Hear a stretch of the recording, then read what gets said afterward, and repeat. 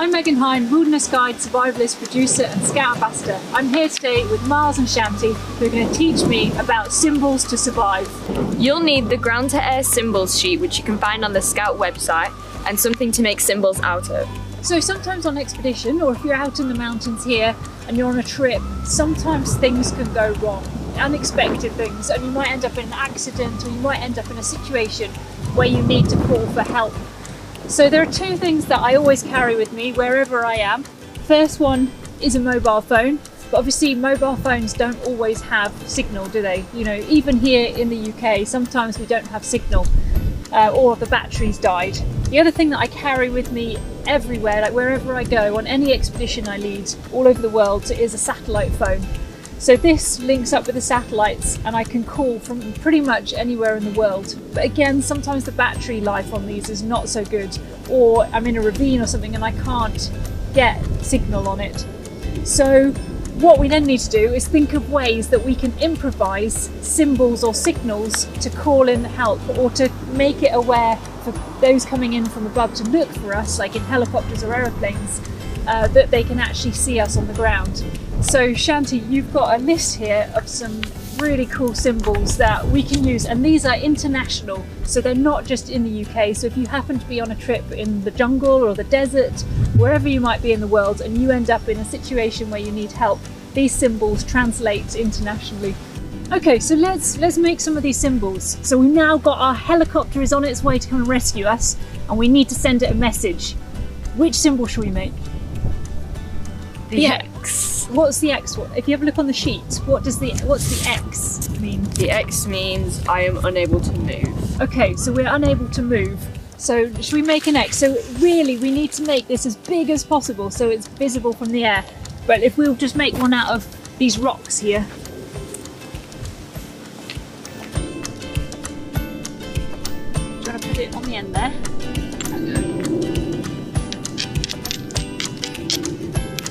So what else could you, if you didn't have the rocks and things, what else might you have on you that you could make your symbols with?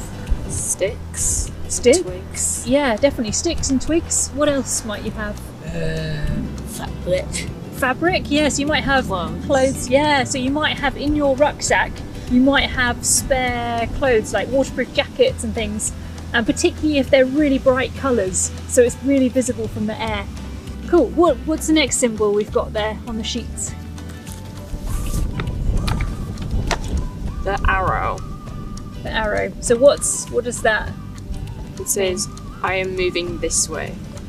Okay, so yeah, so if we're not staying put and there's a reason why we need to move, if we built a big arrow in the direction that we're travelling, the helicopter can come in, spot our arrow, and then it can follow that line. And then every time you move off of that line, you then need to build another one. Have you ever had to use anything like this? Yeah, so I spend a lot of time out on expeditions, and every single expedition, something always doesn't quite go to plan on the trip. And there have been times when we've had to use ground to air symbols to ask for help, or to bring in like supplies and things, and sometimes the expedition's taken a lot longer to get to where we were supposed to be.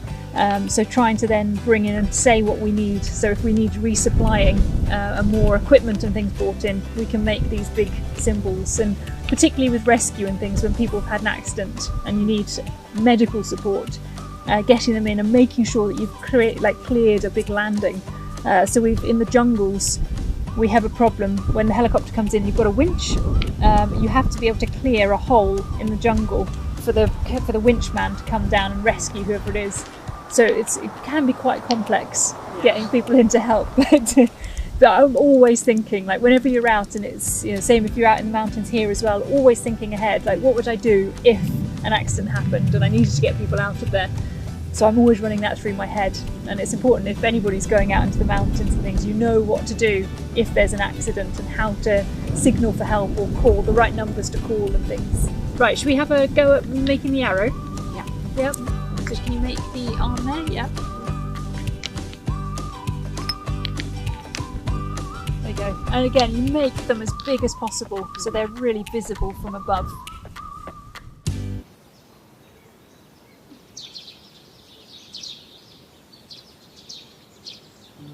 So the second part of the activity is using body signals for ground to air communication.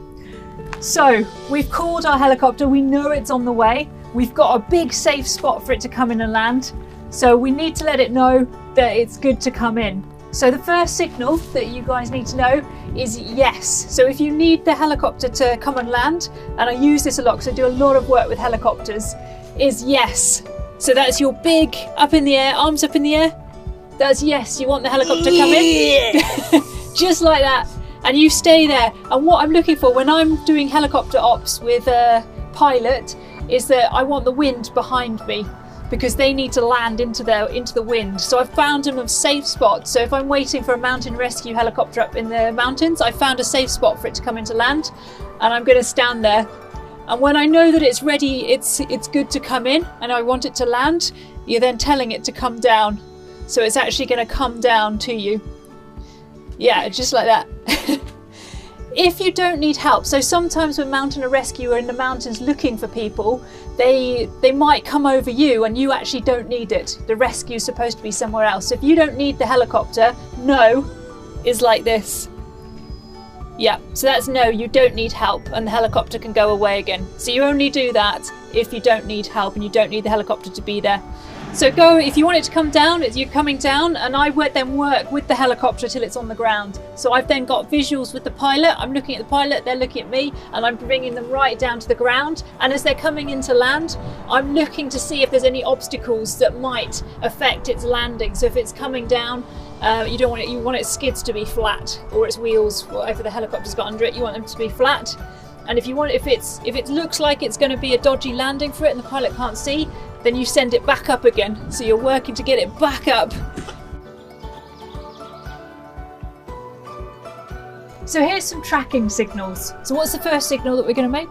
Going home. So the going home signal is when we're okay, we're all fine, there's nothing wrong with us, but we want the helicopter, or we want whoever's tracking us to know that we're okay, we've just gone home, we've gone back to watch Netflix or whatever it is.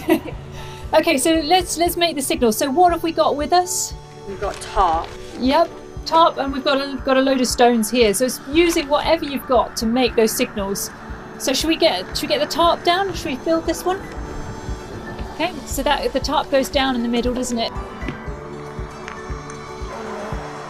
There. Oh, there we go.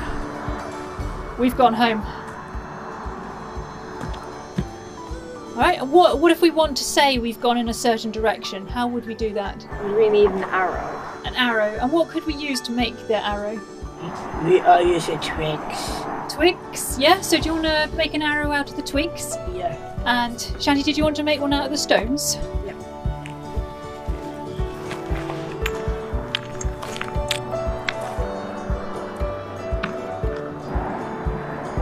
Nice one, Miles.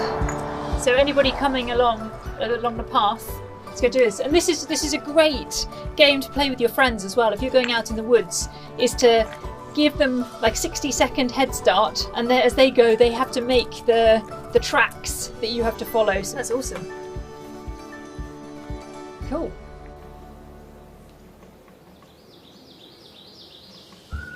Okay, so if you guys are out in the mountains and you find yourself lost, your mobile phone is dead, and you've got no way of communicating, and you need help, there's what we call the international distress signal, which is if you've got a whistle, is 6 blasts on your whistle, followed by a minute's rest, and then 6 more blasts, and you continue doing that until somebody comes. And if you're the rescuer, so if you hear somebody blowing 6 blasts on their whistle with a minute's rest and then another 6, then in reply to that, to let them know that you're on your way to them, is you do 3 blasts on your whistle. And then you do that until you meet up. So if you're waiting for help, you continue to do that until your rescuer's found you. And what do you think is really important if you're blowing that whistle? What's really important if you're asking for help? That they can hear you. That they can hear you, for sure. And the other one is that you stay still. Because I've had this. I had an expedition where I lost a guy on this kind of tropical island. and I'd lost him in the jungle, and I could hear him blowing his whistle, and it took me ages to track him down because he was moving. So he was blowing his whistle, and then he was running, trying, because he was panicked. I was then trying to run after him, and it took me ages to track him down. So if you're in a situation where you need to call for help and you're blowing a whistle, then you need to stay still. Make sure you're safe is really important, and then make sure you stay still. And then you don't have that situation where your rescuer is trying to run around. If you don't have a whistle and it's night time, then you can use your torch. So if you want to have a go at flashing it, so 6 blasts with the 6 flashes. So if you just turn it on, and then you can put your hand in front of it like that.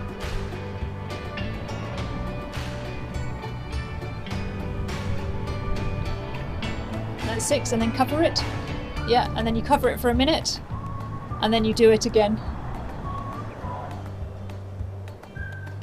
And then when your rescuer has seen that, they're then going to do 3 flashes back or 3 blasts on their whistle, so you know they're coming to find you, and you keep doing that. And then you can do the same with your mirror. So if you've got a little mirror in your wash kit, or like the mirror, my compass has got a mirror on it for doing back bearings and things. So I just use my compass mirror, and then you can do exactly the same with the mirror. So you're pointing it up and then down, so you're getting that flash. 1, 2, 3, 4, 5, 6, and then down. Yeah, and then you go again.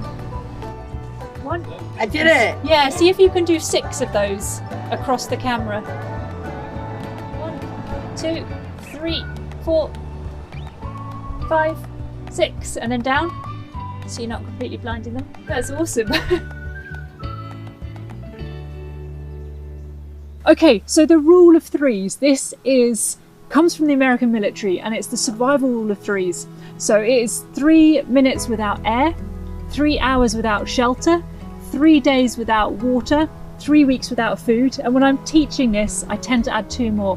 One is 3 months without company. So we're herd animals, we're supposed to live together, and we survive better together. And then the other one is 3 seconds without thinking, because if you're in these exciting and dangerous environments, a split second of not thinking can end up getting yourself into a lot of trouble. So always trying to keep your mind active. So we're here today in Snowdonia, and the weather here can be very changeable. What do you guys think is our priority of survival? So is it fire, food, shelter, or water? Water? Water. Why water?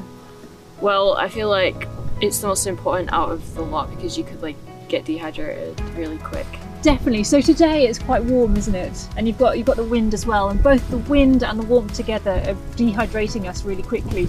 So we need to find water. What else? If the weather changes really quickly, what else might we need? Shelter. Yeah, definitely. So for us, what's our first layer of shelter?